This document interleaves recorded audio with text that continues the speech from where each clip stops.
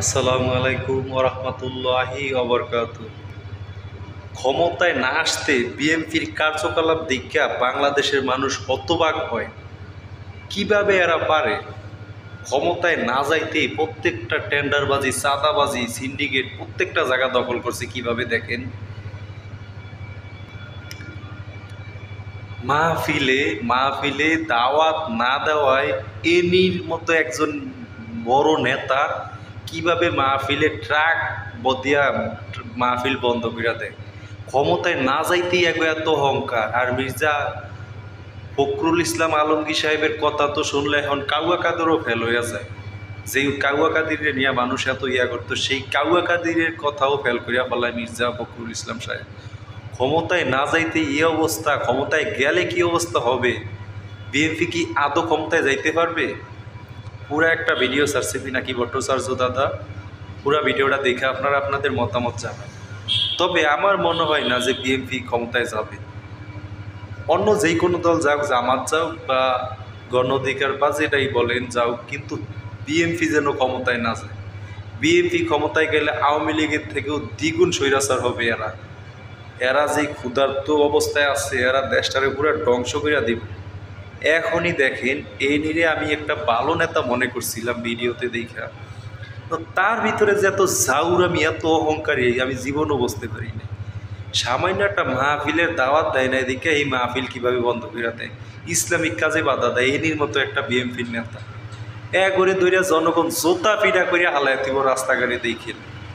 সাধারণত ক্ষমতায় না আসতেই এই অবস্থা, কাজ এই কাহিনী করতেছে। তো ক্ষমতায় আইলে কিটা করবে ভাবেন একবার। এরা এরকম কাজ করলে ক্ষমতায় জীবনও আইতে পারবে? আপনারা আপনাদের মতামত জানান। পিনাকি ভট্টাচার্য দাদার পুরো ভিডিওটা দেখেন, দেখার পরে আপনাদের মতামত জানাবেন। ধন্যবাদ।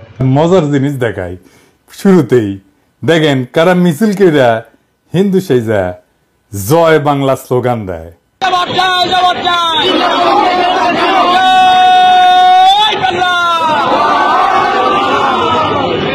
দেখেছেন, স্লোগান দিয়ে আবার বুঝে ভুল হয়ে গেছে, তাই নিচে মুখ লুকায়। যাই হোক, রেকর্ড হিসেবে রাখলাম। আচ্ছা, এইবার দেখেন আলেম মৌলানারা কি বলতেছেন। হেফাজত নেতা আল্লামা জুনাইদ আল হাবিব সাহেব সবাইকে শান্ত থাকার জন্য নসিহত করতেছেন, সেটাও শোনেন। আমরা কোন উস্কানিতে সামনের দিকে অগ্রসর হব না, আমরা কোন উস্কানিতে পা দেব না, আমরা কোন ফাঁকা ফাঁদেও পা দেব না। আমাদের দেশ বাংলাদেশ, এই দেশকে সাম্প্রদায়িক সম্প্রীতি মুক্ত দেশ। যারা দুনিয়াব্যাপী প্রচার চালায় বাংলাদেশের মুসলমানেরা উগ্র, সাম্প্রদায়িক, দাঙ্গাবাজ, দেখেছেন সেই মুসলমান সম্প্রদায়ের ধর্মীয় নেতারা কেমন কইরা শান্ত থাকার আহ্বান জানাইতেছে। তবে আমার আজকের বিষয়টা ইসকন না, এই প্রসঙ্গে বইলে রাখলাম আর কি, চোখের সামনে আসলো তাই। আজকের বিষয় হইতেছে আমাদের মির্জা ফখরুল সাহেব। উনি তো কামান দাগিচ্ছেন। আসেন আমরা উনার কথা আগে শুনি। আমি কয়েকটা দিনে আমরা খুব উদ্বিগ্ন, ভয়াবহভাবে। আপনি চিন্তা করতে পারেন ধর্মকে কেন্দ্র করে কি উন্মাদনা শুরু হয়েছে বাংলাদেশে। আপনি চিন্তা করতে পারেন যে মুক্ত স্বাধীন মিডিয়ার জন্য, প্রেসের জন্য, সময় পাওয়ার জন্য আমরা এতদিন লড়াই করলাম, তারা অফিস পুড়িয়ে দিচ্ছে। এই বাংলাদেশ আমি দেখতে চাই, আমিও দেখতে চাই না। উনি বলছেন যে বিএনপি দেশের পরিস্থিতি নিয়ে খুবই চিন্তিত। আচ্ছা, ভয়াবহভাবে উদ্বিগ্ন কেন? উনি বলছেন আপনারা চিন্তা করতে পারেন ধর্মকে কেন্দ্র কইরা কি উন্মাদনা শুরু হয়েছে বাংলাদেশে। আপনি চিন্তা করতে পারেন মুক্ত স্বাধীন মিডিয়ার জন্য, প্রেসের জন্য আমরা এতদিন লড়াই করলাম, তার অফিস পুরাই দিচ্ছে। তাই নাকি মির্জা ভাই? কুটি পুরানো হয়েছে। এই বাংলাদেশ তো দেখতে চাইনি, আমি অন্তত দেখতে চাই না। তাই নাকি মির্জা ভাই? পত্রিকা অফিস কই পুরানো হয়েছে? এই যে ধর্ম নিয়ে উন্মাদনা শুরু হয়েছে, কে করছে কন না কেন? ইসকনের কথা বলেন না কেন? ইসকন যে একজনের কুপায় মারছে তার কথা বলেন না কেন? ভাসুরের নাম মুখে নিতে লজ্জা লাগে। ওই যে চট্টগ্রামের আইনজীবীরে কুপায় মারলো, কোনো বিবৃতি দিচ্ছেন? দেন নাই। প্রথম আলো ডেইলি স্টার নিয়ে একেবারে দিওয়ানা হয়ে গেছেন। আপনি প্রধান রাজনৈতিক দলের নেতা, আপনি গেছেন চট্টগ্রামে আমাদের নিহত ভাইয়ের জানাজায়, গেছেন? যান নাই।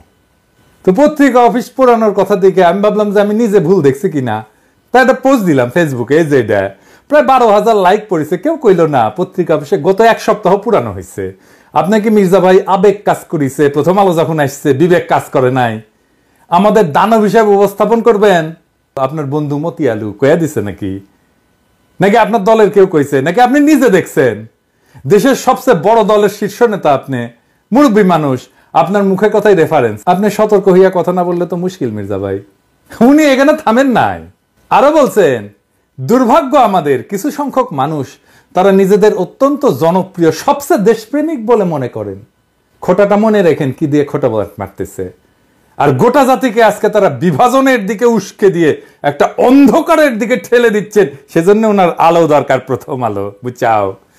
আপনারা ঠান্ডা মাথায় চিন্তা করবেন যে যারা দেশকে বিভাজনের দিকে ঠেলছে, অনৈক্যের দিকে ঠেলছে, তারা আমাদের আসল শত্রু না মিত্র? আসলেই তো আমাদের দেখতে হবে বিভাজনের দিকে কে ঠেলিচ্ছে, এটা আমরা দেখবো। আইসেন, হ্যাঁ মির্জা ভাই খারান একটু হাইসেনি। আপনি বিভাজনের কথা কইছেন, আমি ইউজুয়ালি এইসব জায়গায় এসে একটা ডার্টি জোকস টোকস বলি, আপনার ক্ষেত্রে সেটা বলবো না, এইটা ঝামেলায় হয়ে গেল। যাই হোক, বিভাজন কে করিছে? আপনি কি বলেছেন জামাতকে নিয়ে? দেখেন, জামাতের পক্ষ থেকে আসা বক্তব্যের বিপরীতে তিনি বলছেন যারা ভোটে জিততে পারবে না, সরকার চালাইতে পারবে না, তারা এসব কথা বলে। একসময়ের জোর সিংকে কি তাচ্ছিল্য! আপনারা সেনা প্রধানের ডাক পাইয়া যে ড্যাং ড্যাং করতে করতে ক্যান্টনমেন্টে গেলেন, তারপর একটা তত্ত্বাবধায়ক সরকার বানালেন, ধ্বজভঙ্গ উপদেষ্টা দিয়া খুঁজে খুঁজে বের করে আসছেন। দিনে 6 বার অ্যাডাল্ট ডায়াপার বদলাইতে হয়। আমাদের জিজ্ঞেসিলেন যে কি মত আপনাদের? হ্যাঁ, ঐক্যের কথা কইছেন এখন। বাপরে, দেশের মালিক সেজে গেছেন না? ছাত্র শিবির ছাত্রদল মারপিট শুরু হইল। আপনার ছাত্র দলে চট্টগ্রামে পোলারা আমারে কমপ্লেন দিল আমার ইনবক্সে এসে যে আপনার প্রিয় ছাত্র শিবির কইরে একবার কয় আপনার প্রিয় ছাত্র শিবির। কবে প্রশংসা করছিলাম ওই একটা সারিন্দা বাজায় আর কি, ওই কয় আমার প্রিয়, আপনার প্রিয় ছাত্র শিবির আমগরে মারতেছে, কিছু একটা করেন। তা আমি কইলাম 2 সংগঠনকে নিয়ে বসবো, এভাবে মারপিট করলে কেমন করে হবে? ফ্যাসি বিরোধী দলগুলা, ছাত্র শিবির ছাত্র দল 2 দলে কিন্তু রাজি হইল, টাইম ঠিক হইল। ছাত্র দলের প্রেসিডেন্ট সেক্রেটারি, ছাত্র শিবিরের প্রেসিডেন্ট সেক্রেটারি কেন্দ্রীয় একসাথে কথা বললে টাইম ঠিক হইল। আমার টাইম সকাল 5টা, আমি চোখ মুছতে মুছতে উঠিয়া জুম মিটিং এ বসলাম। ছাত্র শিবিরের প্রেসিডেন্ট সেক্রেটারি আসলো, ছাত্র দল আসলো না। ফোন দিলাম, কয় আমরা তো ট্যুর করতেছি। আমি বললাম আচ্ছা ঠিক আছে, ট্যুর শেষ কইরা তারপরে কইয়েন, আমরা বসবুনি আবার। পরে আর করলো না। শুনলাম বিএনপি শীর্ষ নেতারা চায় না, মারপিট যে হচ্ছে সেটা বন্ধ করার জন্য ডায়ালগ করতে রাজি না বিএনপি। জাহাঙ্গীরনগরের ছাত্র শিবির থাকলে সেখানে ছাত্র দল যায় না। আর কে কমপ্লেন করেছে যে ছাত্র শিবির ক্যানিটি? বামেরা না করলে ছাত্র দল করেছে। গত কয়েকদিন আগে জাতীয় ছাত্র সংহতি সপ্তাহ উপলক্ষে শিবিরের মত বিনিময় সহ 34টা ছাত্র সংগঠন আসলে ছাত্র দল আসেনি। কিন্তু কেন? মিটিং এ বসে ডায়ালগ করবে না, আন্দোলনের সহযোদ্ধাদের সাথে আবার ঐক্য আর বিভাজনের গল্প বলতেছেন। মিরেশ্বরায় জামাতের মিটিং এ হামলা করছেন। কেন করছে? আপনাদের কাছ থেকে অনুমতি নেয় নাই। আপনাদের কাছে অনুমতি নেওয়া লাগবে? হ্যাঁ, আপনারা ঠোলা হয়ে গেছেন না সরকার হয়েছেন? অনুমতি নিয়ে মিটিং করতে হবে। তালুকদারি পাইছেন বাংলাদেশকে, বিভিন্ন জায়গায় তো দখল শুরু করে দিচ্ছেন, ওইটা নাই কই। তো বিভাজন কে করছে মির্জা ভাই? চুপকে সরাবে বললো ছাত্ররা, আমরা সাপোর্ট দিলাম। আপনারা বাগড়া দিলেন, বললেন না বদলানো যাবে না। আমরা বললাম নতুন সংবিধান লাগবে। আপনারা বাগড়া দিলেন, বললেন না পুরানাই সহি, এই সরকারের ম্যান্ডেট নাই, বদলাইতে পারবে না। আমরা বললাম আওয়ামী লীগকে নিষিদ্ধ করতে হবে। আপনারা বললেন না না না না না না, আমরা নিষিদ্ধ করার কে? নিষিদ্ধ করবে জনগণ। তো আমরা কি জনগণ না? আমরা হরিদাস পাল? আমরা বললাম আওয়ামী লীগকে নির্বাচন আসতে দেওয়া যাবে না। আপনারা প্রফেসর ইউনূসকে যা কয়ে আসলেন, না না না আওয়ামী লীগকে নির্বাচনে আনতে হবে, আসবে, নির্বাচন করবে। সারা দেশে একটা জাতীয় ঐক্যমত তৈরি হয়েছে ইসকন নিষিদ্ধের বিষয়ে। আপনি যা বলে আসলেন প্রফেসর ইউনূসকে, আপনারা চান না ইসকন নিষিদ্ধ হোক। আপনি বলতেছেন বিভাজন, অনৈক্য। আপনি শুরু করেন আগে অনৈক্য। আপনি ইন্ডিয়ারে খুশি করার জন্য আপনি আওয়ামী লীগের নির্বাচনে আনতে চান, ইসকনকে নিষিদ্ধ করতে চান না ইন্ডিয়াকে খুশি করার জন্য। আপনি কি ভাবছেন ইন্ডিয়া আপনাদের প্রচুর প্রেম দিবে? হ্যাঁ, জিয়া রহমানকে কে মারছে? ইন্ডিয়া। বিডিআর আর্মি অফিসারদের কে মারছে? ইন্ডিয়া। আপনাদের এত বছর ক্ষমতার বাইরে রাখছে কে? ইন্ডিয়া। আপনি কি জাতির সাথে মস্করা করতেছেন মির্জা ভাই? আমরা যেটাই বলি সেটাই না, বিভাজন তো আপনি করতেছেন। তার মানে হইতেছে ঐক্য মানে আপনার মত মাইনা নেওয়া, আপনার অনুগামী হওয়া, আপনার দাসত্ব করা, এটা আপনার কাছে ঐক্য। হাসিনা আমাদের বলতো উন্নয়ন বিরোধী, আর আপনারা ক্ষমতায় যাইতে না যেতে নতুন টার্ম আবিষ্কার করেছেন ঐক্য বিরোধী। বাহ, খুব মসৎকার। ঐক্য মানে কি জি হুজুর করা আপনার সব কথায়? আমরা কি আপনার দলের কর্মী যে থাপ্পড় দিবেন সবার সামনে আর আমরা বলবো আহা আহা কর্তা আমাকে থাপ্পড় মারিছে, দেখিস আমাকে কত আদর করে, বাপের মতো শাসন করে? এটা কমো? আপনি কি আসলেই প্রকাশ্যে কাউরে থাপ্পড় মারতে পারেন? না, পারেন না। কোন এথিক্যাল মডার্ন স্ট্যান্ডার্ডে আপনি পারেন না। আপনারা গান্ধী বইলা ট্রল করতো পাবলিকে, জানেন কিনা জানি না। আপনি থাপ্পড় মাইরা সে ট্রল করা বন্ধ করে দিলেন। আপনি দেশের ঐক্যের কথা বাদই দেন, আপনি দলের ভিতরে ঐক্য রাখতে পারছেন? আসেন দেখি। হাসিনা পলানোর পরে আপনার দলের অন্তর্কোন্দলে 19 জন নিহত হয়েছে, আহত হয়েছে 556 জন। আমি গুনছি। এডিটর সাহেব দেখান, একটার পর একটা নিউজ দেখান, দেখান এডিটর সাহেব কতজন নিহত হয়েছে, যোগ কইরা দেখান। মির্জা ভাই, আপনার নিজ দলের লোক তার সহযোদ্ধারে মারছে, প্রত্যেক 5 দিনে একজন মারা গেছে, প্রত্যেক দিন গড়ে 5 জনের বেশি আহত হয়েছে। আপনার নিজ দলে ঐক্য নাই, আপনি দেশের ঐক্য কেমনে কায়েম করবেন? আমাদের অনেকের জন্য দোষ দিতেছেন। আপনার ঐক্য নিয়ে কথা বলার কোনো বিন্দু মাত্র নৈতিক অধিকার আছে?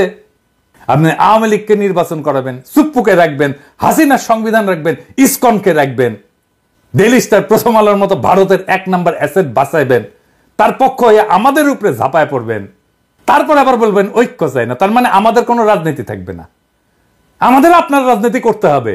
শেখ মুজিব যেমন পাহাড়ে যায় বলছিল তোরা সবাই বাঙালি হয়ে যা, আমাদের কি সবাই বিএনপি বানাবেন আপনি? আমরা তো বিএনপি করবো না।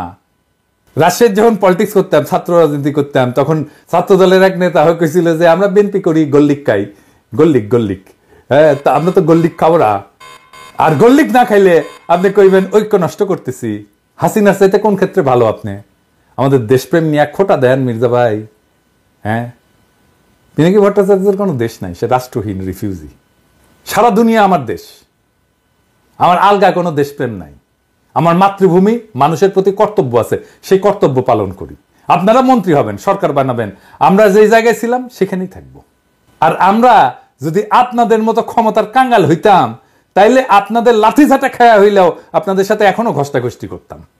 আপনারা ক্ষমতার অলিন্দে উঠতে যাইতেছেন, এমন মাহেন্দ্রক্ষণে আপনাদের সাথে সম্পর্ক নষ্ট করতাম না। এই বান্দা মানুষের পক্ষে থাকবে, এই বান্দা ক্ষমতার। আপনারা আপনাদের ঐতিহ্য ধরে রাখছেন। 1975-এর 15ই আগস্টের নায়কদের ওন করেন নাই, তাদেরকে ফাঁসিতে যাইতে দিচ্ছেন, ছায়া ছায়া দেখছেন। দীর্ঘদিনের জোট সঙ্গী ইসলামী দল জামাতের হাত ছেড়ে দিচ্ছেন। 2013-র 5ই মে আপনাদের কথা ছিল না আপনারা মাঠে নামবেন, আলেমরা আপনাদের ভরসায় আইসা বেঘরে মারা গেল। কোনোদিন সরি বলছেন? আমাদের পিঠে ছুরি মারবেন, এটা নতুন কি? হ্যাঁ, আমরা কেউই নিজেদের জনপ্রিয় বলে মনে করি না। আমরা জনতার কণ্ঠস্বর, যে কণ্ঠস্বর আপনারা শুনতে চান না সেই কণ্ঠস্বর। জনতার নেতা বানায়, জনপ্রিয়তা জনতার কাছ থেকে আসে। যারা তার কাছাকাছি তারাই জনপ্রিয় হয়, তাদেরকেই পছন্দ করে, তাদেরকেই ভালোবাসে। আপনাদের তো আমাদের দরকার নাই। আমরা তো ক্যানন ফোডার, জানেন তো? খরচাযোগ্য মানে জানেন ক্যানন ফোডার এই শব্দটার মানে? এটা একটা সামরিক পরিভাষা। এটা খুব অল্প ট্রেনিং পাওয়া সৈন্যদের ক্ষেত্রে বোঝানোর জন্য ব্যবহার করা হয়, যারা যুদ্ধে শত্রুর কামানের গোলার আঘাতে প্রথম সারিতে মারা যাওয়ার জন্য তাদেরকে পাঠানো হয়, মানে কামানের খাদ্য আর কি। এইটা সাধারণত সেই সৈন্যদের জন্য বলা হয় যারা সংখ্যায় বেশি, কম প্রশিক্ষিত বা কম গুরুত্বপূর্ণ। তাদেরকে কৌশলগতভাবে শত্রু আক্রমণ ঠেকানোর জন্য মূল বাহিনীকে সুরক্ষিত রাখতে ব্যবহার করা হয়। মূল বাহিনীর সামনে ক্যানন ফোডাররা থাকে, এবং আধুনিক সময়ে ক্যানন ফোডার শব্দটা রূপক অর্থে ব্যবহার করা হয়, যেখানে এমন লোকদেরকে বোঝায় যাদের সহজে খরচাযোগ্য মনে করা হয়। কোনো উচ্চতর লক্ষ্য অর্জনের জন্য তাদেরকে ব্যবহার করা হয়। তাদের জীবন বা মূল্যকে যথেষ্ট গুরুত্ব দেওয়া হয় না। যেমন আপনাদের আন্দোলন সংগ্রামে রক্ত দেওয়ার সময় মাদ্রাসার ছাত্রদের লাগে, গরিব মানুষদের লাগে, গরিব মানুষের পোলাদের লাগে। তারপরে যে ক্ষমতায় বসেন আপনারা এলিটেরা, ওরা ক্যানন ফোডার, আপনার ক্ষমতায় যাওয়ার সিঁড়ি। আপনাদের প্রথম আলো আছে, ডেইলি স্টার আছে, মোদির ভারত আছে, বাইডেনের আমেরিকা আছে। আমরা কোন হরিদাস পাল? আমরা সেই প্রথম সারির সৈনিক। আমরা নির্বাসনে থাকবো, আমরা মইরা গিয়া আপনার ক্ষমতায় যাওয়ার সিঁড়ি তৈরি করে দিব। রাত নাই দিন নাই অ্যাক্টিভিজম করব, তারপরে আমাদেরকে পিঠে ছুরি মেয়েরা আপনারা তার উপর দিয়ে যে সিংহাসনে বসবেন। আপনাদের লজ্জা হইল না নওয়াবের আমন্ত্রণে যে লড়াইয়ের সাথীদের বিরুদ্ধে কথা বলতে? নওয়াব মানে সংবাদপত্র মালিকদের সংগঠন, এর প্রেসিডেন্টকে জানেন? সেই দুর্বৃত্ত ব্যবসায়ী একে আজাদ। এডিটর সাহেব দেখান তার ভিডিও। প্রথমত আমি তোমাকে চাই, শেষ পর্যন্ত তোমাকে চাই, আবার দেখান। মাননীয় প্রধানমন্ত্রী, আমরা উন্নয়নশীল দেশ থেকে মধ্যম আয়ের দেশে উন্নীত হতে যাচ্ছি। অনেক অসম্ভব আপনি সম্ভব করেছেন। ব্যবসায়ীরা নিরাপদে ব্যবসা করতে পারছেন। আপনি রাজনীতিক স্থিতিশীলতা এনেছেন। স্থিতিশীলতাই সমৃদ্ধি ও শান্তি আনে।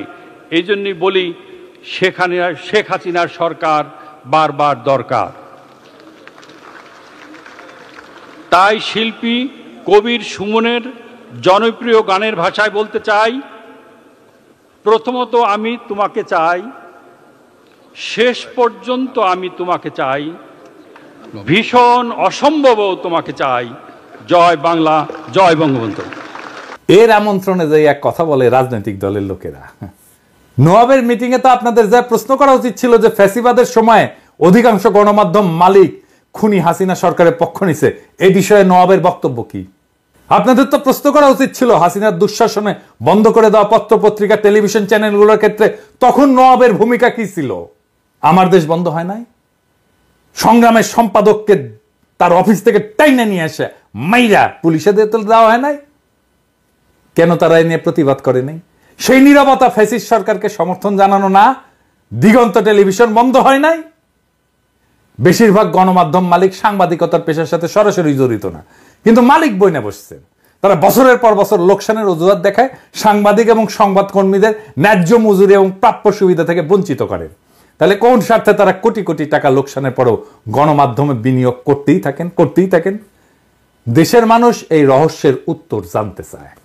প্রথম আলো, ডেইলি স্টার স্বাধীন সাংবাদিকতা করে? আসেন আমরা ঠিক এই নওয়াবের এই প্রোগ্রামের নিউজটা দেখি, সেটাই পর্যালোচনা করি। এইখানে প্রথম আলো নিউজ করছে, এখানে যারা আমাদের গালাইছে তাদের কোট করছে। দেখেন দেখেন এডিটর সাহেব, দেখেন কে কে গালাইছে, নামগুলো দেখান। মনে হচ্ছে সবাই আমাদের গালাইছে যারা গেছিল, তাই না? আচ্ছা দেখেন এবি পার্টির মুজিবুর রহমান মঞ্জু কি বলছিল এই প্রোগ্রামে, পুরোটাই শুনেন। আমি খোলামেলা ভাবে বলছি, প্রথম আলোর বিরুদ্ধে অভিযোগ কি, ডেইলি স্টারের বিরুদ্ধে অভিযোগ কি? যারা অভিযোগ দিয়েছেন দুই পক্ষকে নিয়ে কি বসা যায় না? কেউ কি বসার উদ্যোগ নিয়েছেন? বসেন, কথা বলেন। যদি সত্যিকার অর্থে আমাদের কোনো ব্যাড রিপোর্টিং এর কারণে কেউ যদি ক্ষতিগ্রস্ত হয়, আমরা কেন তাকে সরি বলবো না? কেন সেটা সমাধান করব না?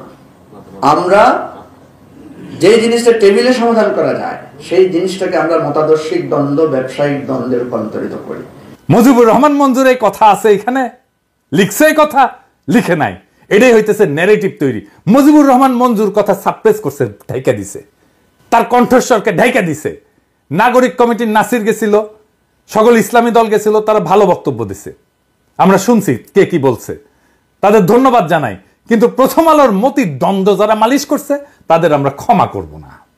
মির্জা ভাই ওবায়দুল কাসের বলছিল না যে পালাবো না, দরকার হইলে মির্জা ফখরুল সাহেবের বাসায় যে উঠবো, ঠাকুর গায়ে একটা বাসা আছে না?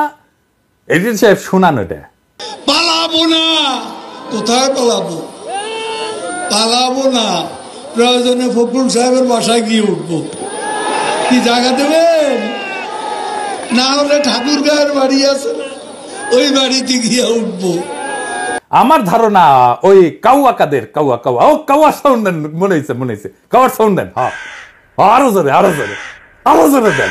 হয়েছে আমার ধারণা ওই কাউয়া মরিছে, মইরা ভূত হইছে, ভূত হইয়া মির্জা ফখরুলের কাঁধের চাপিছে, ওর বাসাত না ওর কাঁধের চাপিছে। মির্জা ফখরুল আর এক কাউয়া হচ্ছে। ফাইনালি বিএনপি বলি, আপনারা তো ক্ষমতা নেবেন তাই না? ক্ষমতা যাবেন সে আশাত আছেন। আমরা বিজনেসে একটা অ্যানালাইসিস করি। ভুকা বলে, ভুকা, BUCA মানে জানেন না? আচ্ছা, ভুকা হইতেছে এটা মডেল আর কি। সেটা হইতেছে যে কোনো প্রতিষ্ঠান বা যে কোনো কার্যক্রম পরিচালনার ক্ষেত্রটা অস্থিতিশীল এবং সবসময় জটিল পরিবেশের মধ্যে থাকে। ভুকা শব্দটা একটা বিশেষ বৈশিষ্ট্যের প্রতিনিধিত্ব করে আর কি। ভিতে হচ্ছে ভোলাটিলিটি, অস্থিতিশীলতা। ইউতে হইতেছে আনসার্টেনিটি, মানে অনিশ্চয়তা, ভবিষ্যতের ঘটনা বা ফলাফল সম্পর্কে অস্পষ্টতা। সিতে হচ্ছে কমপ্লেক্সিটি, মানে জটিলতা, আমরা তো জানি। আর এতে হচ্ছে অ্যাম্বিগুইটি। এটা অ্যাম্বিগুইটির বাংলাটা হইতেছে এটা এমন একটা পরিস্থিতি যেখানে যে তথ্য আমরা পাইছি এটা অসম্পূর্ণ এবং বিভ্রান্তিকর, ফলে সঠিক সিদ্ধান্ত নেওয়া কঠিন হয়।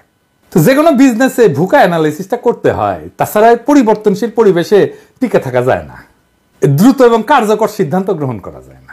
এটা ছাড়া নেতৃত্বের যে দক্ষতা এটা উন্নত করা যায় না। এই ভুকা অ্যানালাইসিসটা ঝুঁকি পরিচালনা এবং সুযোগ সৃষ্টিতে সাহায্য করে। রাজনৈতিক পরিস্থিতি অস্থিতিশীল, আনসার্টেন, কমপ্লেক্স আর অ্যাম্বিগুয়াস। দুনিয়ার কখন কোথায় কি ঘটে যাবে আর আপনার ক্ষমতায় যাওয়ার স্বপ্ন দূরে সরে যাবে। হ্যাঁ, কখন কোন উপদেষ্টার মনে হবে যে এইবার ইসকনের নেতারে গ্রেপ্তার করি, তারপরে এটা মারপিট হবে, তারপরে খুনাখুনি হবে, কেস অন্যরকম হয়ে যাবে। আমি অনেক আগে থেকে বলতেছি প্রফেসর ইউনূসের সরকার ফেল করার রাস্তায় হাঁটতেছে, বলি না? আপনাদের স্বপ্ন কিন্তু স্বপ্নদোষ হয়ে যাইতে পারে, খুব খেয়াল। তবে আপনারা প্রথম আলো নিয়ে যা করছেন, প্রথম আলো পাশে দাঁড়াইছেন এবং আমাদের পিঠে ছুরি মারছেন, সেই জন্য আপনাদের সাথে কোনো রাজনৈতিক সম্পর্ক আর সম্ভব না। আমি প্রথম আলো ডেইলি স্টারের সাথে যারা লতকালতকি করে তাদেরকে এলাই বা সহযোদ্ধা মনে করি না, তাই গুড লাক। আমার দর্শকদের বলি, ভয় পাবেন না, দেশের সামনে সংকট আছে, কিন্তু আমরা একসাথে পাহাড়ের মতো অটল দাঁড়ায় থাকবো মাতৃভূমির রক্ষায়। ফ্যাসিবাদ কোনো রাজনৈতিক দল তাড়ায় নাই, ছাত্র জনতা তাড়াইছে। রাজনৈতিক দল ঈদের পরের আন্দোলন দিয়া আমাদের একের পর এক বছর কাইরা নিছে। এই ছাত্র জনতা দেশকে রক্ষা করবে। রাজনৈতিক দলের কাছে দেশের নিজের ভাগ্যকে আমরা বন্ধক দেব না। নির্ভয়ে থাকেন, জিন্দা থাকতে দেশের কোনো ক্ষতি হইতে দেব না। জিন্দা থাকতে বাংলাদেশে আওয়ামী লীগকে পুনর্বাসিত হইতে দেব না। জিন্দা থাকতে বাংলাদেশে আবারও ভারতীয় আধিপত্য চালাইতে দেব না। জিন্দা থাকতে বিপ্লবকে ব্যর্থ হইতে দেব না। জিন্দা না থাকলে কোটি কোটি পিনাকি, কোটি কোটি ইলিয়াসেরা জন্ম নেবে, কোটি কোটি আপনাদের মতো বীরেরা জন্ম নেবে। এই দেশে শুধু ভীরুরাই জন্মায় না, বীরেরাও জন্মায়। ভয় পাইবেন না, আখেরে আমরা বিজয়ী হব। ইনকিলাব জিন্দাবাদ।